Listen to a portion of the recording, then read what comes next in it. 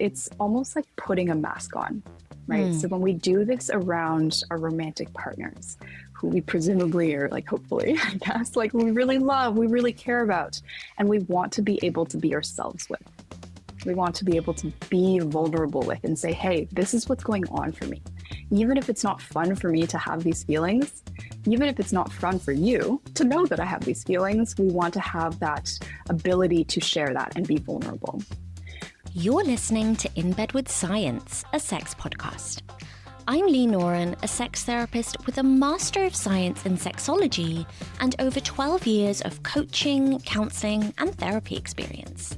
Today, I'm talking to researcher Grace Wang about what happens when a male partner in a relationship is struggling with low sexual desire, and how the way we deal with difficult emotions shapes how couples communicate about sex. We get into the emotional strategies that people use and often don't realize they're using, why regulating your feelings is so much harder than it sounds on social media, and how societal expectations around gender and sex make all of this even trickier to talk about. But first, do you have a sex or relationship question you want to ask, but you're not quite sure where to turn? Now's your chance.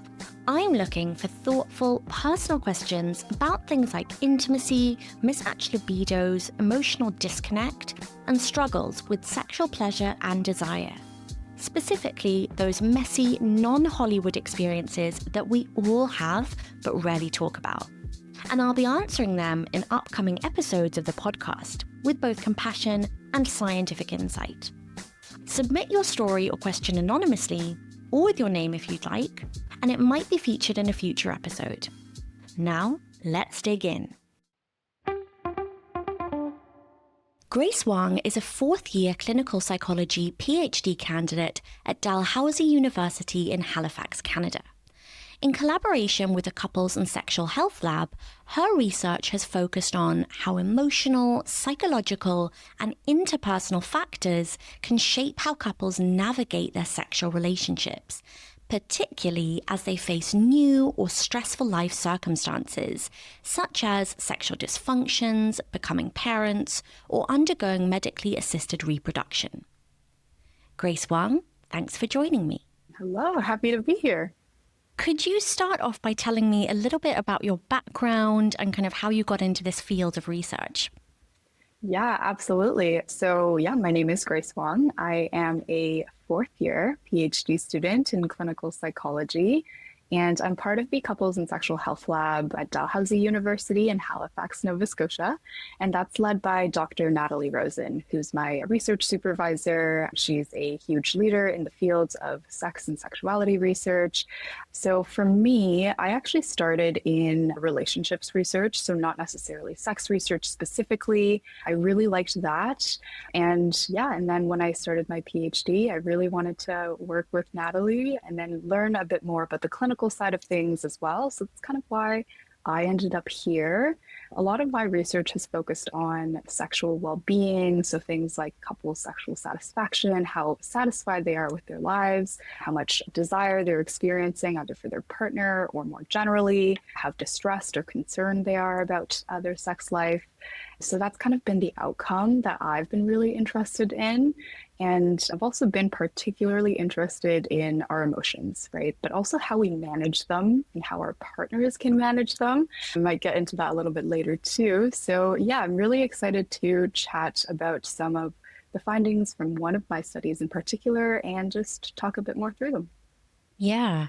Well, fascinating. So quite a broad area that you're focusing on. Yeah, totally. Yeah. And the current study that we're looking at today that we're going to focus on is about emotion regulation and low sexual desire in men. And I'd love to hear just a little bit about what were you aiming to find, or what were you looking for, and how did you conduct the study? So this was my very first paper that I wrote in grad school. So I'm going to go almost back to the beginning. But what we really wanted to do here is within the broader goal of looking at what's going on for couples in which a man in the relationship is reporting distressing clinical levels of low sexual desire. What I was really interested in was whether their emotion regulation. So for the person with low desire, but also their romantic partners, is how they're managing their emotions linked to their sexual communication. And again, this is in the context of HSDD. So I guess I'll go back and define that. So that stands for hypoactive sexual desire disorder. And this is when a man has low sexual desire that causes them a significant amount of distress. So it's really, really upsetting to them. And that distress can obviously look quite different from person to person. And I won't get into that too much here. But that was kind of our goal. Right. So to summarize what we found, we saw that using suppression. So when people kind of put a mask on or try to hide their emotional experience from their partner, that generally had pretty negative implications for sexual communication. So more specifically, when the man with HSDD suppressed their emotions more, they also reported that they were less sexually assertive, so less able to kind of assert their sexual needs, wants, desires to their partner. And then both partners, so that man with HSDD, but also their romantic partner, actually said they had poor overall sexual communication. So kind of perceived their communication with their partner as like more negative overall. So when partners, so this is the person not with low desire, so when they suppressed their emotions, they also reported less sexual assertiveness. So that's kind of the suppression side of things. But with reappraisal, which is when somebody kind of is able to rethink or reframe their emotions or the situation in a different way that matches the situation more or is like more in line with their goals. So when men with HSDD reappraised their emotions more, they were also more assertive with their partner about their sexual needs. So overall, to kind of summarize that in like 30 seconds, the main takeaway is just like how people are managing their emotions through suppression or through reappraisal is really importantly linked to how they communicate about sex. And that really does impact their sexual well-being, right? Or is really likely to. So hiding inner feelings from a partner in the context of HSDD really does seem to like get in the way of effective communication. And then reframing an emotional situation, such as coping with low desire, could instead encourage men with HSDD in particular to be more assertive, more direct about their needs and desires to their partner. So, looking at suppression and reappraisal, what stood out to me was that the suppression seemed to do more damage than reappraisal did good. Why do you think that is? Why did it have a stronger effect? First, I would say that it's pretty like widely established that reappraisal is just harder to do than suppression. And if you kind of think through that, that probably makes sense, right? Like it's probably easier just to hide your feelings, not express them outwardly, rather than going through that process of like catching your thoughts, looking for alternative interpretations, and then really trying to align your thoughts or your emotions like with that perspective. So kind of just like more steps going on there. It might be harder in different contexts, so on. So it could also just be that like maybe because it's trickier, reappraisal might not be successful in that it might not have the end result that the person who's trying to reappraise is hoping for. So somebody can really like try as hard as they can to change the way that they're thinking or how they're feeling, but maybe they don't get very far. Maybe the situation is just so distressing or difficult for them to deal with, right? So yeah, it's just hard, honestly, to reframe a situation. And it's much, much easier said than done for most people. So there are some people who reappraisal, so being able to generate these alternative interpretations or explanations, like comes almost very naturally, right? So they're almost able to be like, oh, I'm really upset. Like, let me just look at the facts of the situation. Like, do I really have this right? But yeah, like I said, for most people, much easier said than done. And for most of us, this doesn't come quite so naturally, right? So all the research on reappraisal, or at least like a big chunk of it, has often been like, oh, it's so great. Look at it. Look at all these positive outcomes that it's associated with. Like they're better communicators, like they have better like emotional well-being. People like them more, whatever it is. And yeah, like that's true, but maybe it's not quite as harsh of a line, I guess I'll say, when people are in situations where, or when they have like a more accurate view of the situation, such as like HSDD oftentimes, right? So the reality that couples navigating HSDD are in is that, yeah, like I have low desire, or my partner has low desire. Yes, it's affecting our relationship probably. Yes, it's affecting my self-esteem, whatever it might be. So for partners of HSDD, maybe they can't like change that their partner has low desire, right? They like probably can't. Like that's real. And trying to reframe that thought or how they see it in that way probably isn't helpful. So going back to suppression for a second, it's almost like putting a mask on, right? So when we do this around our romantic partners, who we presumably or like hopefully, I guess, like we really love, we really care about, and we want to be able to be ourselves with. We want to be able to be vulnerable with and say, hey, this is what's going on for me. Even if it's not fun for me to have these feelings, even if it's not fun for you to know that I have these feelings, we want to have that ability to share that and be vulnerable. So when we're suppressing, that can make us feel really inauthentic, but it goes a bit deeper than that, I think, too. Like maybe it makes us feel like, oh, we're not safe to show our emotions to our partner. Maybe we can't have this space to like have these feelings and have them come up, right? And it almost results in this kind of like walking on eggshells dynamic. That's how it kind of shows up sometimes. And that, like, as you can imagine, can really impact how we perceive not only our partners, but our relationship. And then that can show up in how we ultimately decide to communicate about sex or like not communicate about sex. Yeah. Yeah. So that I would say is a key difference. Yeah. Thank you for that explanation. Really fascinating. You mentioned something to the effect you said of like some people reappraise more naturally. Do you know if there are any specific traits that are connected to people who find it easier with reappraisal rather than suppression?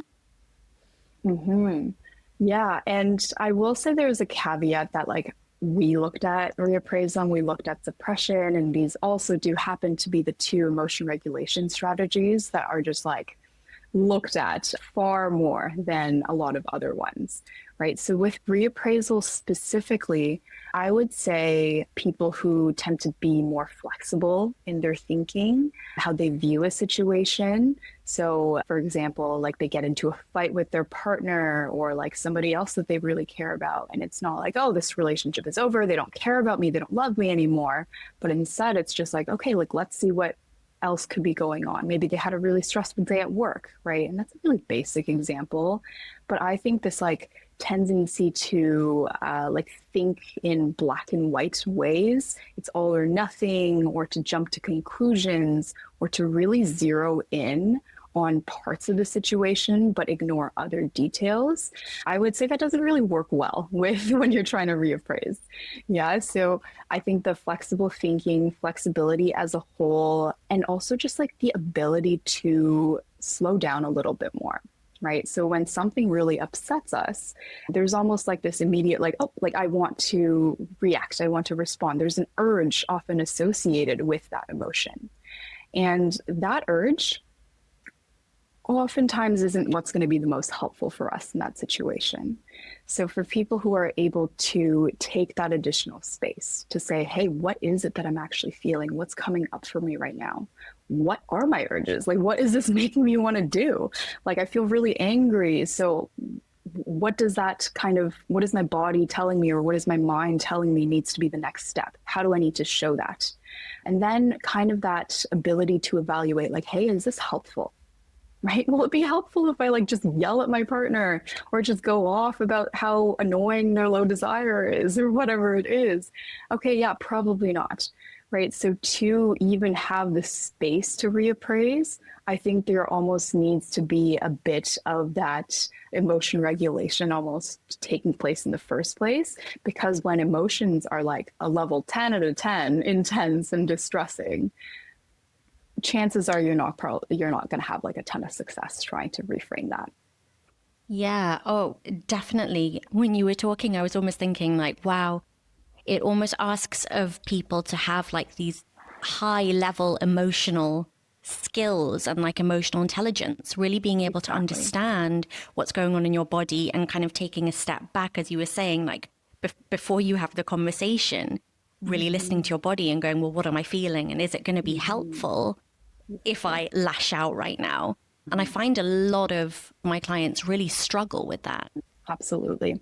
Yeah, and it's tough, right? It is kind of this, I don't want to say like vicious cycle. I feel like that sounds really dramatic, but I think that's a thing, right? So there almost is this like issue or like circular loop, I'll say, where it's like, okay, great. These are the emotion regulation strategies that are going to be helpful. Or if we kind of broaden that a little bit, like these are the communication styles or strategies that are likely to help you meet your goals or help you bring you closer to your partner or whatever it might be.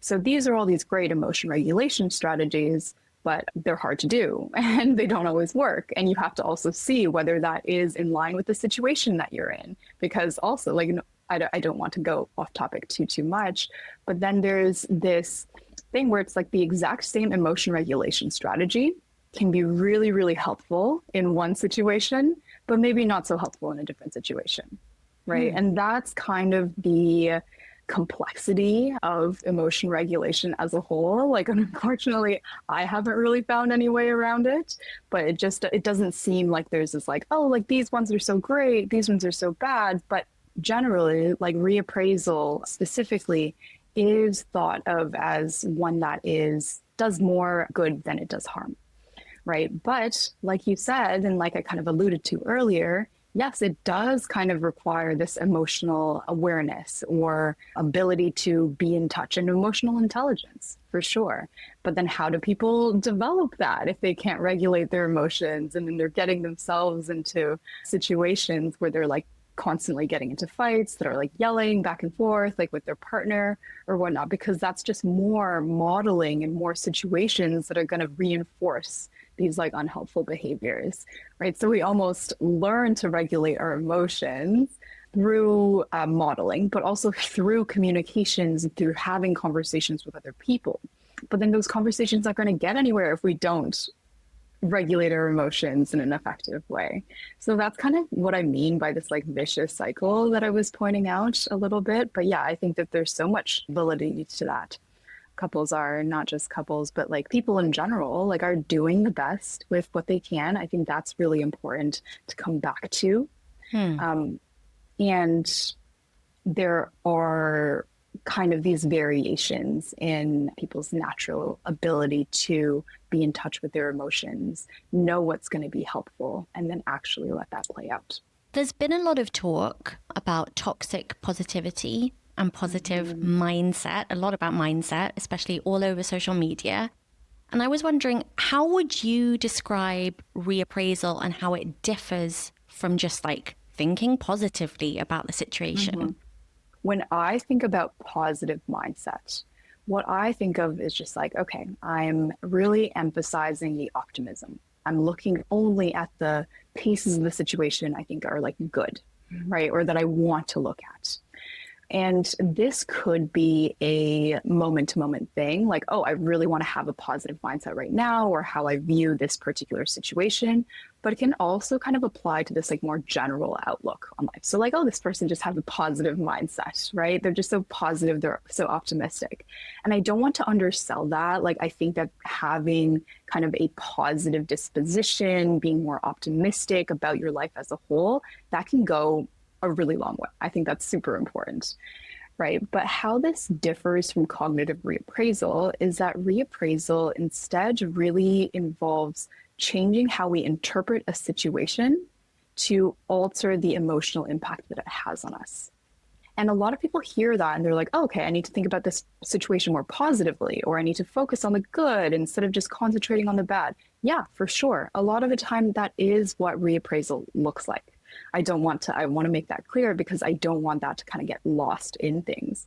But it is not a requirement to reappraise the situation or a thought to something that's more positive. What the aim is really you're reappraising to bring you closer to your goals or have the situation play out in a way that is going to be more in line with what you're needing or wanting. So that's really important. So I do just want to draw attention to the fact that it's not changing how we see a situation to make us feel like more positive. Often that is people's goals, but it's changing how we see the situation so that it helps us do what we need to do or approach the situation in a way that we want to. So I'll kind of go into a quick example here, but say that I'm in a relationship and I have low desire. So if I had a positive mindset, what might that look like? So maybe I ignore all the negative emotions that come up, all the guilt, all the shame, the frustration, the anxiety that my partner is going to leave me, like whatever. I'm just like, oh, those don't exist. I'm not going to focus on them at all. And I'm focusing instead on the good. And in that situation, like you can see that that can really get in the way of problem solving. But with reappraisal, maybe I catch myself when I'm feeling really anxious or really guilty and I want to change how I feel. So then maybe I could look at the evidence, right? See what's helpful versus not quite as helpful for me to focus on in the given moment. And then aim to like adopt a more realistic or more beneficial perspective, one that matches the situation. So maybe it's not like, oh, I must not love my partner enough. They can't be the one for me. They're going to leave me. I'm not putting out, whatever. Maybe it's like, hey, like low desire is really hard and it's impacting both of us. I'm glad that I'm with someone who's so patient and willing to work it out with me, even when it is hard. So I'm not ignoring that it's hard. I'm just saying, hey, it's not helpful to get sucked into all these thoughts about how hard it is, because that's preventing me from doing anything about it. So compare it to just having like a positive mindset. So reappraisal really could let me see the positives of the situation, but it also acknowledges the negative. It doesn't ignore it. And what that does is that gives me or whoever like the space to problem solve, to make things better. So I don't think there are too many situations in life, just generally, where we get very far by ignoring our problems, ignoring the negative things. And I think low desire is no different. Yeah, thank you. That was a really great example.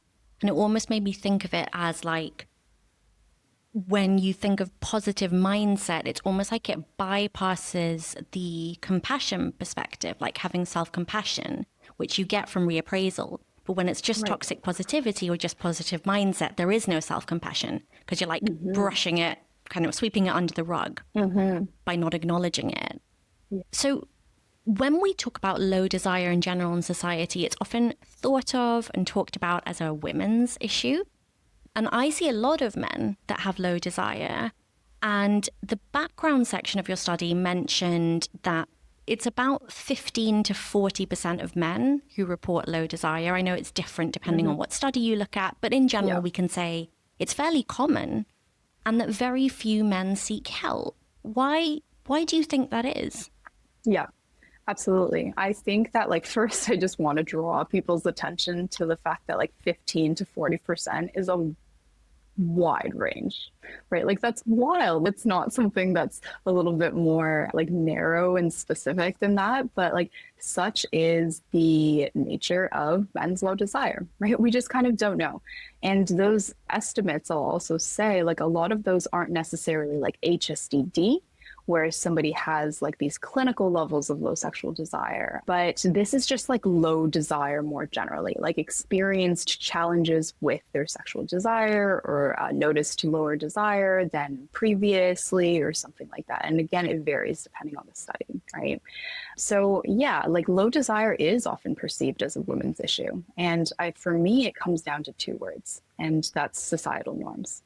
So in a lot of the worlds, we still really do see that there's this divide between what's expected in sexual contexts, how they're likely to present, what they're interested in, how much they want it, whether they want it, so on. And there is that distinction between men and women. So with women, it's almost like this, I don't want to say expectation, but kind of almost, right? So it's almost like expected and accepted for women to have low desire, even though it can be really, really distressing for them. But for men, it's still distressing, but not only is it really upsetting all the same, But there's like this added layer probably of like, hey, it shouldn't be this way. I'm different from everybody else. Look at all these other people with their like porn addictions or all my friends who like, I don't know, like can't stop thinking about sex or something like that. And I'm exaggerating here, but there's that added layer of, hey, I'm different. It shouldn't be this way. Maybe there's something wrong with me.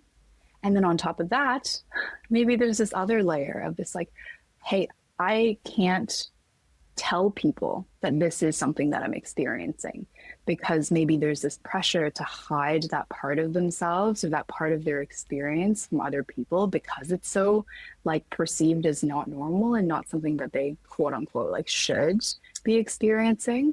So what that ends up doing is it also isolates them.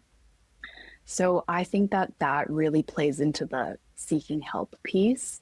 And there's more like societally, which I feel like we'll touch on. So I won't go into that too much now. But there is a lot of societal expectations above and beyond just, hey, like you're not supposed to have low desire, that can play into it too and really exacerbate the issue. Yeah, I think societal norms really do have a lot to answer for. I completely agree with you.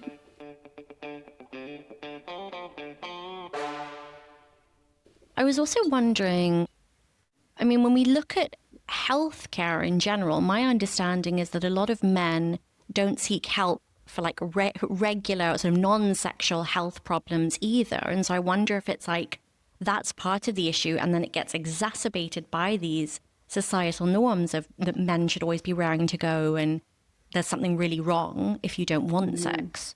Yes, absolutely. I think, yeah, like you said, it definitely extends beyond just sex or low desire, right? There are a lot of societal norms across like multiple different countries and cultures and ethnicities and so on. But with the expectations that like, oh, men want sex, maybe you want it all the time. A lot of our world still seems to really buy into the notion that men aren't or like at least shouldn't be as expressive with their emotions as women. And then that does kind of play into the like help seeking, right? Or like how comfortable they are or how safe they feel with being vulnerable, whether it's with a romantic partner, a family member, a doctor, or a health professional, or whoever it is. So this actually reminds me of something that I heard recently. I was listening to a podcast. I can't remember what it was on, but somebody kind of said like men historically have been taught that there are two emotions that are okay for them to experience and express. So as a man, you're allowed to be fine and you're allowed to be angry. So what does that do? Right. So it leads almost to this crossroads where everything that's not anger, the sadness, the guilt, the anxiety, whatever it might be, that kind of either gets shoved down, so suppressed, or they're kind of like they put a costume on these other emotions such that they show up as anger. So almost always, like even clinically, like in my clinical work, and this is not necessarily with people with low desire, but it's like, okay, like I'll be like, how do you feel? And a client will be like, oh, like I just feel so angry. I'm so mad. But then when we kind of strip back those layers, right, underneath that anger, there's almost always something that's quite a bit more painful, quite a bit more threatening to their self-concept that they often aren't even able to name or recognize that they're having that specific emotional experience. So I think that plays such a huge role in the diminishing of not only like low desire in their lives and their ability to seek help and aim to actually improve their situation, whether that's with a health professional or just through like having these conversations with their partner about things that they have to do. But yeah, I think like to your point, like men definitely don't have it easy, right? Especially with the low desire, there are those layers of societal expectations and then a lot of what has been like presumed of men's tendencies, including their difficulties with seeking help or hesitancy to be more vulnerable with those people around them, or just like feeling like, hey, like this, I shouldn't have these emotional experiences, let alone express them or show people that I have them. I think these are all huge, huge layers really contributing to the issue overall. Yeah. see a lot of what you see. A lot of men that I help turn most of their emotions into anger because it's the acceptable one, as you were saying. And I see a lot of women turn all of their emotions into sadness because feeling anger isn't okay. And they end up just not getting the right feeling out. It's like that sadness or the anger never really dissipates because they're not acting on the correct emotion. As we're talking about this, I mean, from my perspective and from yours, we understand that emotions are really important. But I think for some people, it can feel a bit like, yeah, but what's the big deal? Why is it so important? What would you say to them? Why are emotions important? And it's important to be able to feel like the whole spectrum of them. Oh my gosh. Yeah, I think that this is so common, right? And I'm sure you've seen this before in clinical work. Like people will kind of show up and then you'd be like, hey, like, what do you want to look different? Like after we work together, what are your goals? And they're just like, I just want to feel better. I want this anxiety to go away. I don't want to feel sad anymore. It's like, okay, right. But then if you think about it, our emotions are so important because at the very basic level, like they're information. They tell us about what's going on both inside us and around us, right? So they are almost, it's like feedback that we're getting like from our internal systems. And I think that that's really cool when we're able to like step back. It's probably like less cool when you're like, I don't know, in the middle of a panic attack or something and you're like, oh, this is so great. Like someone's probably not having that experience. But like I totally get it. Like I think that there's so much validity because like anxiety is not a fun emotion to experience. It's not fun to like feel like you have all this anger bottled up inside you. Nobody likes feeling sad. Obviously, these aren't going to be like pleasant to experience, but that's information. Like most of the time, you're probably not feeling sad for no reason. You're probably sad because of something that happened or whatever else you might want to attribute it to, right? So cluing, isn't it important to kind of feel sad so then we can look at what's making us sad so then we can see if there's anything we can do about it?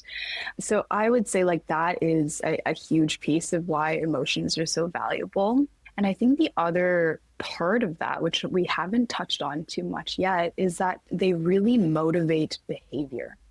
So anger, for example, probably not a fun emotion to experience, but it's just like when you're angry and that's kind of justified. So anger is kind of known to be justified when there's been a violation or a threat. So something's kind of been like either attacked or you feel threatened in some way. So with anger, what's that going to motivate you to do? Probably stand up for yourself or probably really like address any of those barriers or violations or threats that you're perceiving, which what brings you closer to your goals. And I feel like I've repeated that piece a few times, but ultimately your emotions, regardless of whether or not they feel nice, they are there to tell us what the world's. They're designed to like really help us do things that are going to be helpful, productive for us. So I don't know, like that's kind of my elevator pitch. Hopefully that kind of illustrates that they are important. But with that said, even though they are important, I understand that there's still going to be times when somebody is just like, oh, I don't care that they're important. I just don't want to feel this so strongly. And I think that is important, right? So it's not just like, oh, emotions are important, so anything goes. Obviously, we don't want that to be the end result either. So I like to explain it almost like a fire alarm, right? So this is a very relatable one for me because I live in an apartment where the fire alarm is so just like reactive. I'll be using the oven, like baking cookies or something. It's not even at like a high temperature. I'll like open the oven door just to like take whatever I'm baking out, and then the fire alarm goes off. That's annoying. Don't love that. But I also wouldn't just disarm the fire alarm and like take it off the ceiling altogether.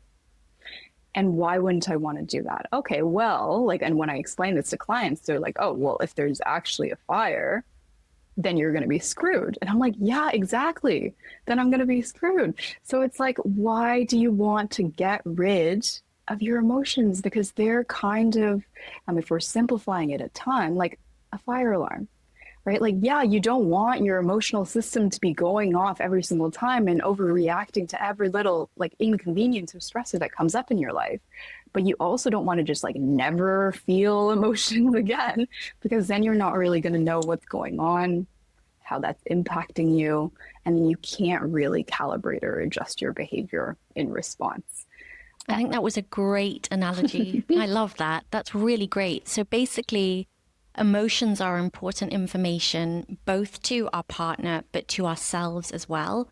And they motivate behaviors, which makes me think as well, if we're trying to suppress the negative feelings, we're not really very in tune with ourselves because we're trying to like push it all away, which probably then, I mean, or this is at least what I see, it makes it harder for you then to really notice when you do feel desire because you kind of shut the whole system down across the board.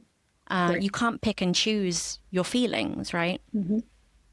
Yeah, absolutely. It is this like very delicate balance a lot of the time, right? Oftentimes, what I notice, like both in like speaking qualitatively to people who have experiences with low desire or like or a partner, somebody who has low desire, but also just in other clinical contexts too, we see almost like this like pendulum swing, like where it goes from like, oh, like I went through this period of my life that was really, really distressing. It was really hard for me. I never want to feel that way again.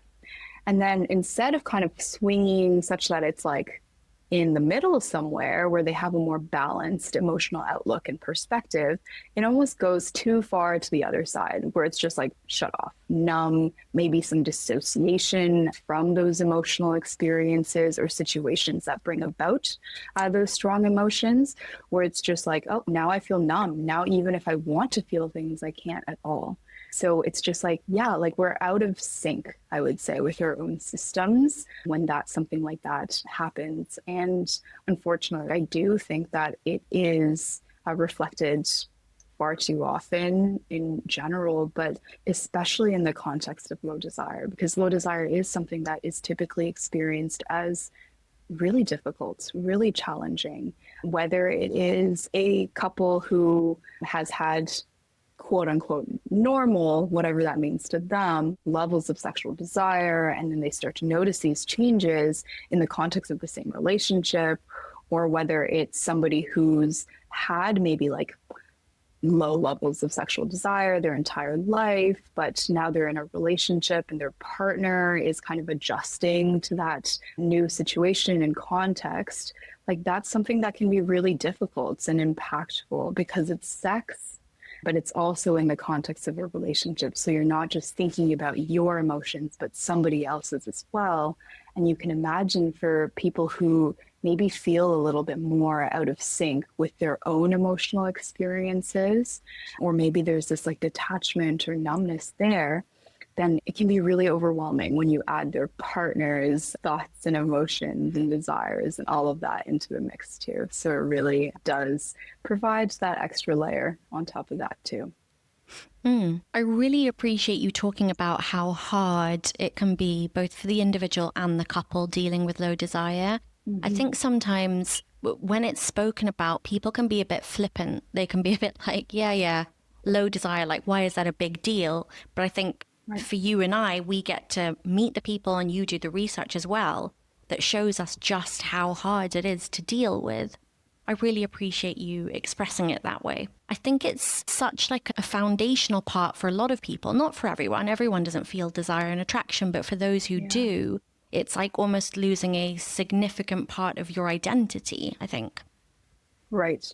Absolutely. And there is such a broad range of ways that people can be impacted, right? And with HSDD, but also SIAD, sexual interest arousal disorder, and simplifying quite a bit, that's almost like the counterpart to HSDD, but for women with low desire and low arousal. But in speaking to both men and with women with low desire, right? So something that I pick up on a lot is just like when we talk about like ways that they're impacted, it can be anything from like, oh, it doesn't really bother me. It really bothers my partner, and I really care about and love my partner. So I don't want them to be upset, and it's affecting our communication. But if I wasn't in this relationship, I don't think I would care that much. I'm fine with having the low desire. So that I would say is more on the like mild side of things, because if we're specifying, somebody can have like mild, moderate, severe, just in terms of the distress and the overall like impact on their functioning and their well-being. But then on the other side of that, there's this whole notion that's just like, I have lost a part of my identity. I have lost a piece of myself that used to be so core to how I view myself, or it used to be a stress reliever, or it used to be a way for my partner and I to connect. And now I don't want that, so I don't feel like myself. And as you can imagine, that's really distressing. That's so hard for somebody to just be like, oh, like it'll come back, or this is normal, or everybody kind of goes through this, or even if they kind of see that, like, let's say 15 to 40%, right? Like that can still feel really isolating, and they might feel even more disconnected from themselves because it's so hard to articulate or identify exactly what's going on.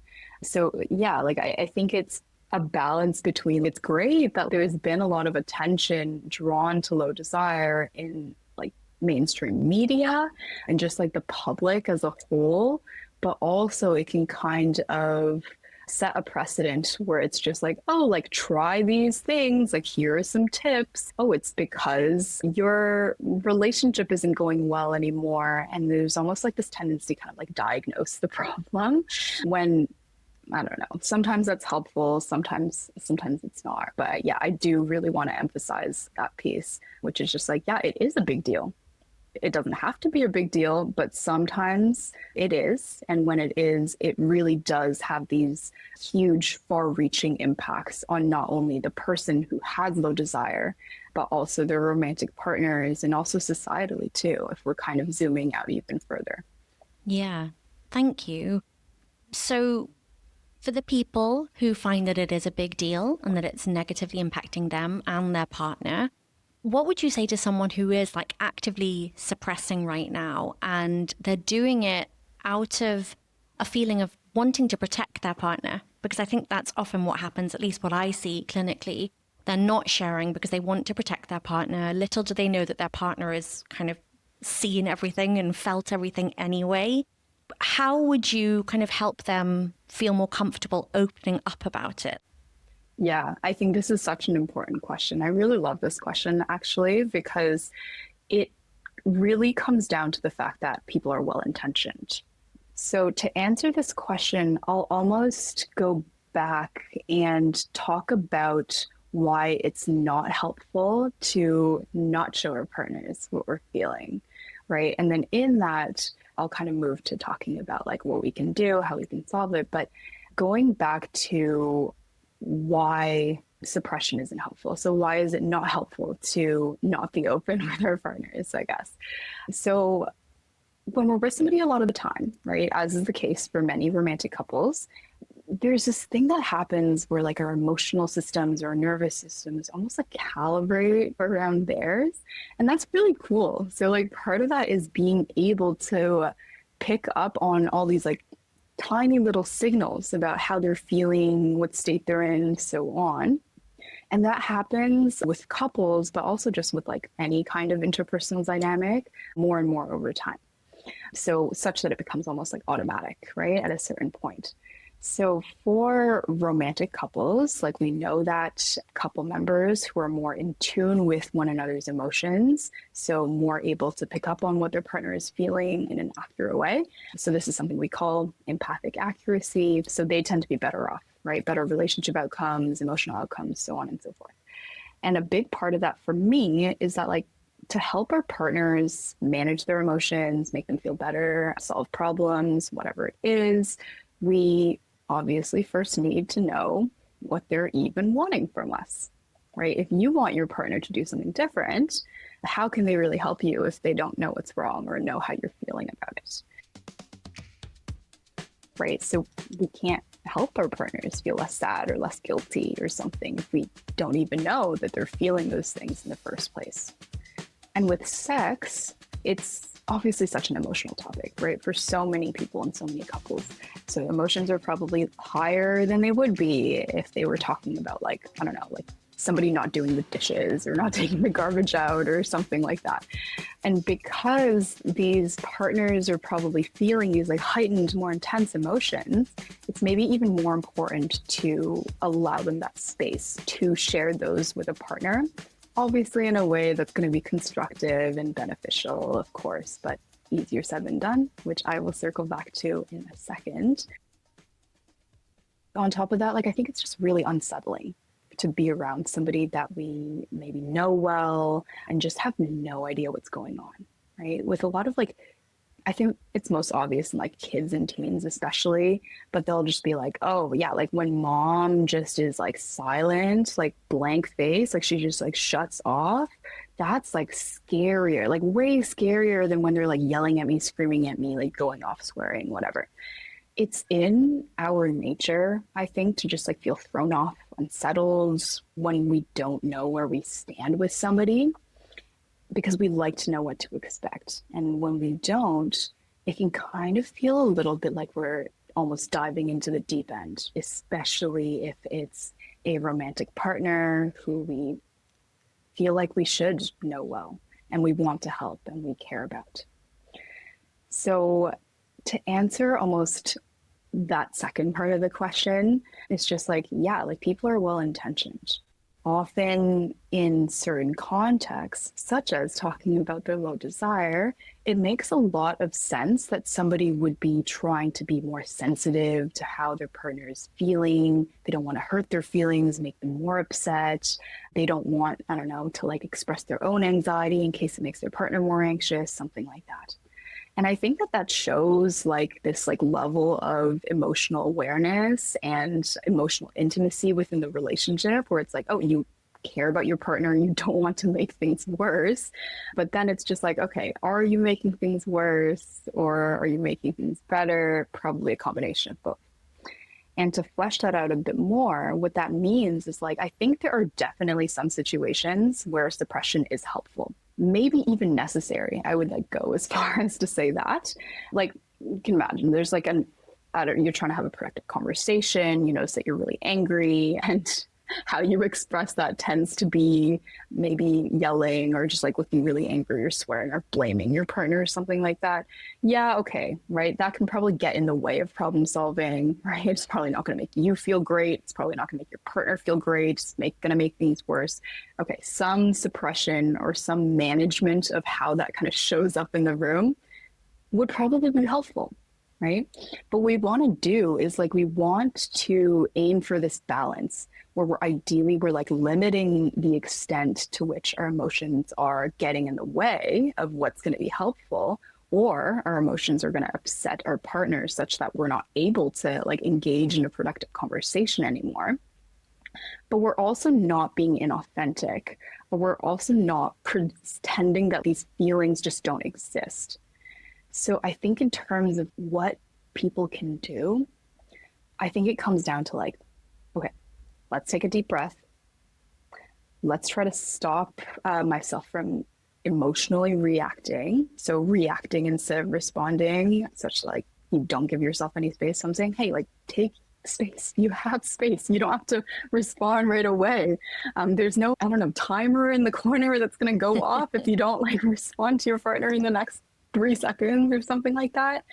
Things like, yeah, like using I statements, right? So say like sharing how you feel instead of like putting the blame on your partner, telling your partner that what they just said makes you feel really angry or makes you feel really anxious, and then maybe asking them for what you need rather than just like, okay, I'm going to show them how angry I am by yelling at them, or show them how anxious I feel by asking whether they're going to leave me every like 10 minutes, something like that.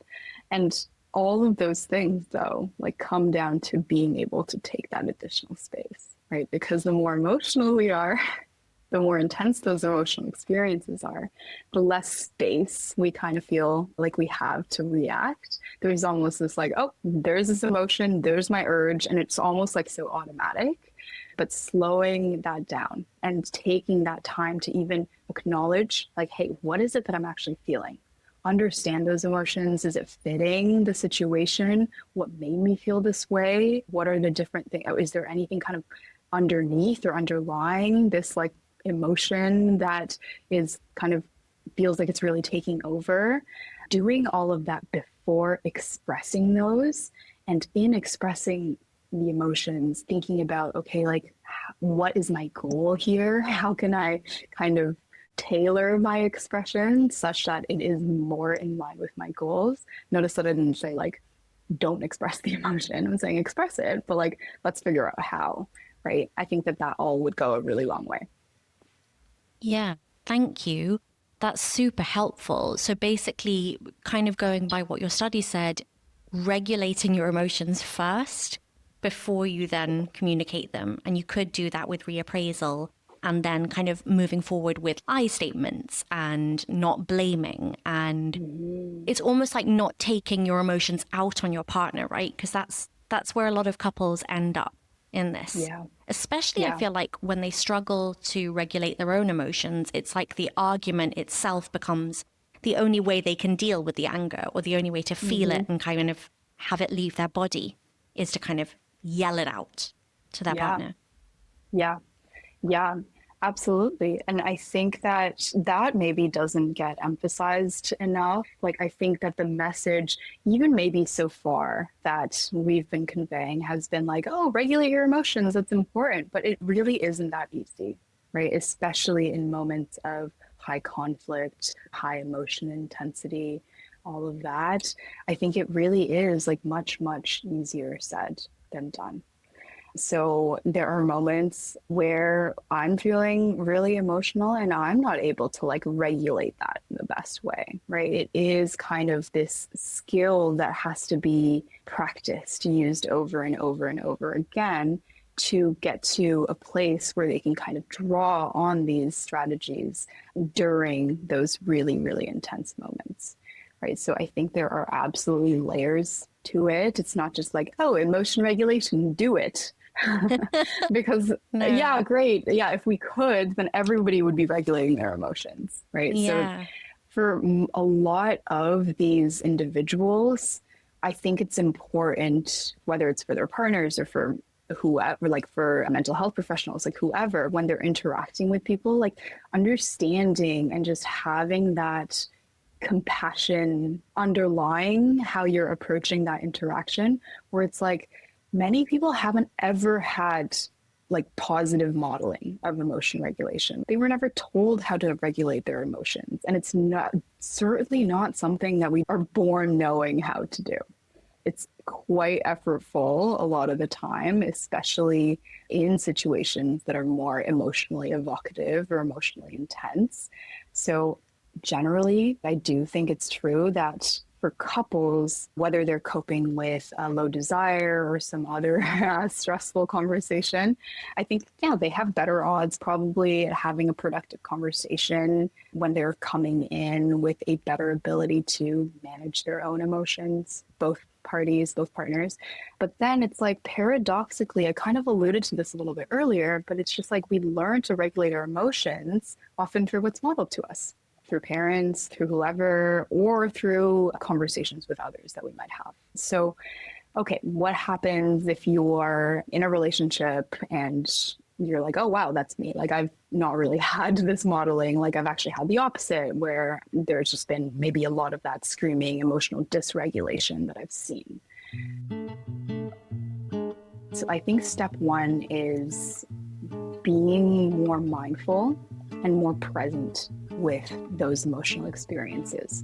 So regardless of what it is, whether it's like an emotion that's pleasant or that you like experiencing, like love or joy or calmness, like whatever it is, but also just as much being able to be present and in emotions that are less pleasant, such as the anger, such as the fear, such as the shame. So being able to recognize like shame is shame and guilt is guilt, just being able to say like, okay, this is unpleasant. Maybe it's really unpleasant, but it will pass. No positive emotion has ever lasted forever, so no negative one will last forever either.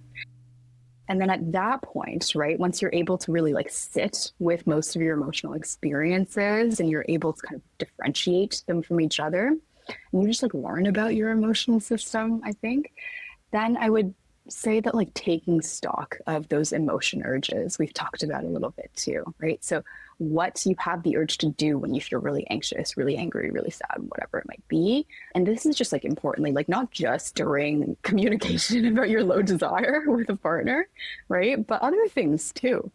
Maybe you miss a bus and that's annoying. Maybe you're stuck in traffic and you're late. That's really frustrating or something. Like maybe you feel really nervous before like an important presentation at work or at school or something like that.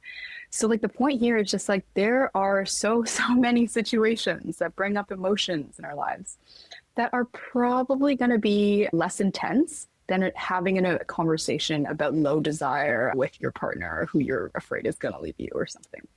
Like I think of it like emotion regulation skills is almost like a toolbox, right? And there's different tools in it.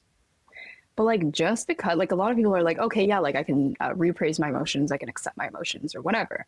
But it's almost like I see it akin to having that box of tools like in the back of their closet. Like they know it's there, but they don't use it. And then when they really want to use it, they're in a situation that's like so distressing or where their emotions are so intense that they're like, oh my gosh, like I can't find it, or this isn't working, or I actually don't know how to use this because it's been so long. And also like I love metaphors. I feel like that's been pretty obvious here.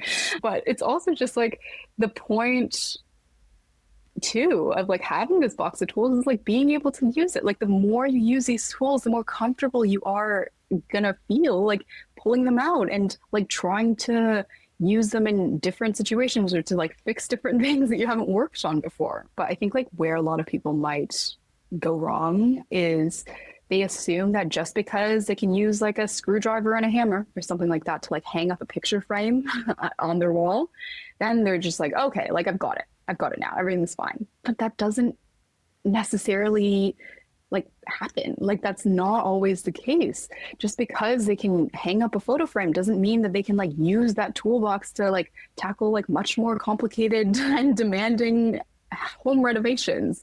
So really emphasizing that like yes, emotion regulation is important. It's also hard. It's going to be harder in more intense situations. So set yourself up for success, right? And that starts with knowing that it takes practice, knowing that it takes work. But yeah, it is going to change your life probably in really impactful ways. Yeah, for sure. It just made me think it's interesting that something as fundamental as emotions and regulating them is also so hard for so many of us, that it's something that's so integral to our humanity, yet we can't seem to do it. And as you say, so many of us have grown up in families, even the culture we're in, where we haven't really been taught how to deal with emotions. And then maybe we're kind of converging together as a couple where we both have been taught different ways to perhaps not deal with emotions, and it makes it so much harder to communicate. Looking at your study, what would you say is like a top takeaway if you were able to give me something like that? Oh, yeah. I think the top takeaway, if I were to distill it into like a little elevator pitch, would just be emotion regulation can be really important for how couples experience their sexual lives, but also what they're doing to navigate their sexual lives, presumably in a way that's going to be more meaningful and satisfying for them. And so specifically in a dyadic context, so with couples, how you communicate about sex can really be traced back to not only your emotional experiences, but what you do about them, right? So underlying that, I think, is just like our emotions.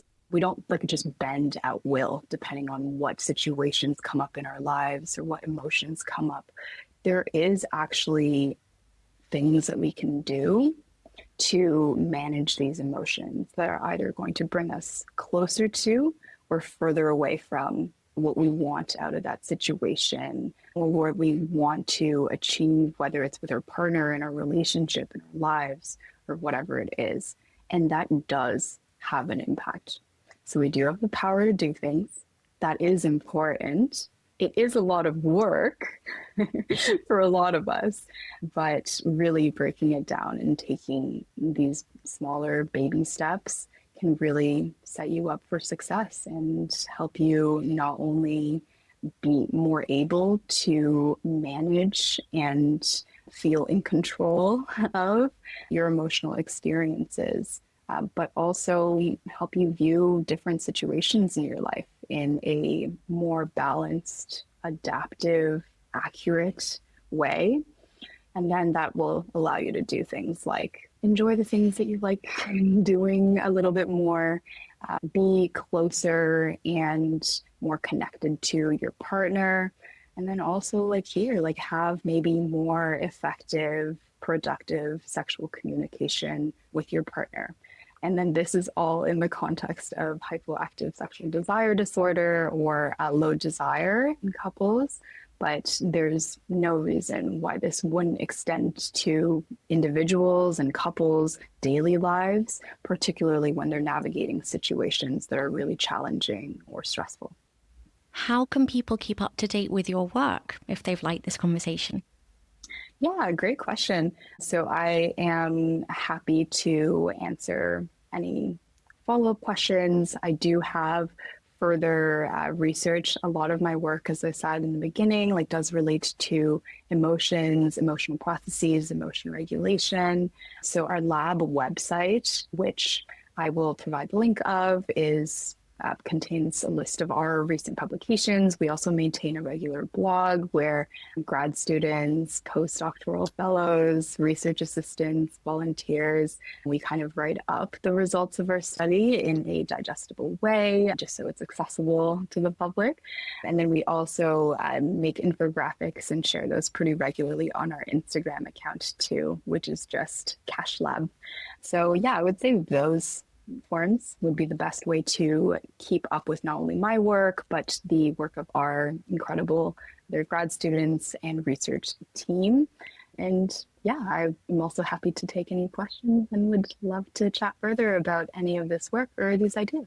Yeah, great. Thank you so much. We talked a fair bit in the interview about how we learn to deal with our emotions, and Grace brought up the term modeling, which essentially means when we're growing up, we see our caregivers deal with emotions a certain way, and that really shows us how we're meant to deal with emotions. It models to us how to deal with them. So if you think of a couple where both people are coming from different backgrounds, where their caregivers modeled completely different ways of managing emotions.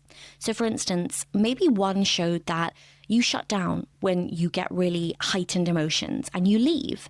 And the other showed that as soon as you get angry, you lash out. And then you layer on our culture. And what we've been taught is okay or not okay to feel based on things like gender and class and roles. And it becomes really clear why a couple might struggle when faced with something emotionally tricky, like a male partner experiencing low desire. And this is because we're not just dealing with the moment in front of us. We're dealing with two sets of unspoken blueprints that are clashing. And most of us don't talk about the blueprints that we carry. They just kind of unfold in conflict or in silence or in moments where we're not quite sure what's happening, but something just feels off. And this makes sense, right? Having a meta-style conversation, one that zooms out and talks about how we deal with hard emotions or sexual difficulties, it's not something that most of us were taught how to do. So we don't do it. But I think if we could, it would really help. And in fact, I know that it helps, right? I've seen this with my own eyes. So for instance, broaching a conversation where you say something like, when I feel shame, I tend to shut down. But I think what I really need in those situations is a hug. Or I can tell something's off, but I don't know how to bring it up without making it worse. So I often just kind of brush it under the rug. This kind of conversation, this zoomed out one, this meta-style conversation, it can really make it easier to then deal with these difficult situations in the future. Because essentially, you've already told one another what happens when you feel a certain way and what you need in that moment. And it gives you both space to reflect instead of just react. And this is important, learning how to deal with your emotions before you have that tricky conversation with your partner. That's what Grace Wang's study showed. And it can essentially be the reason a conversation goes well instead of goes sideways. We also touched on how common low sexual desire in men actually is. And we talked about the fact that, depending on the study, around 15 to 40% of men report experiencing low desire. And that part of what can make low desire in men so difficult to deal with is that most of us have grown up with the societal norm where, men always want sex. And this is something that I also saw reflected when I did my master's thesis on low sexual desire in men, and I interviewed men. And they described to me that their manliness came into question. And this was incredibly isolating because it was really hard to talk about with their partner, but also with others. Finally, Grace said a few times in the interview, people are well-intentioned. And I think that's such an important and humanizing way of looking at difficulties communicating. Because even when we know that we should be talking about these kinds of things, we don't. And that's not because we don't care about our partner, but because most of us are trying to either protect ourselves from a really emotionally taxing conversation that we're not really sure how it's going to go, or we're trying to protect our partner. But as we discussed in the interview, it can feel deeply unsettling not knowing what's going on beneath the surface of the person we're living with. And most of the time, the other person already feels it anyway, right? In some shape or form, they know that something's going on or that something is off. They just don't have the words for it. And when we don't have the words for it, it's easy for us to get lost in our mind and make up all kinds of scenarios or sort of doomsday prophecies about what our partner is thinking and feeling. Things like, okay, they're getting ready to leave us. And so having the conversation is going to be able to nip those worries and those concerns in the bud and help you brainstorm and work together about how you can deal with this situation that you're in. Because suppressing the hard stuff might feel like protection, but it's also what keeps us disconnected. It's what pushes us further away from desire and great pleasurable sex. And it's what makes our relationship feel more like a roommate situation than a romantic one. And while it may not be easy learning how to deal with your emotions, God knows I've seen it and I've experienced it myself. I still do. If you have the bandwidth to, it's deeply worth it. That's it for In Bed with Science. If you'd like to stay up to date with Grace Wang's work, visit the Cash Lab at natalieorosen.com. There's a link in the show notes. If you're looking to get your desire back without pressure and stress and have more and better sex, head to leanoren.com or click on the link in the show notes to learn more about my one-to-one online program, Redesire. Please remember that everything shared in this episode is for informational purposes only and is not a substitute for medical advice or therapy. For personal support, please reach out to a qualified professional. Thanks for listening.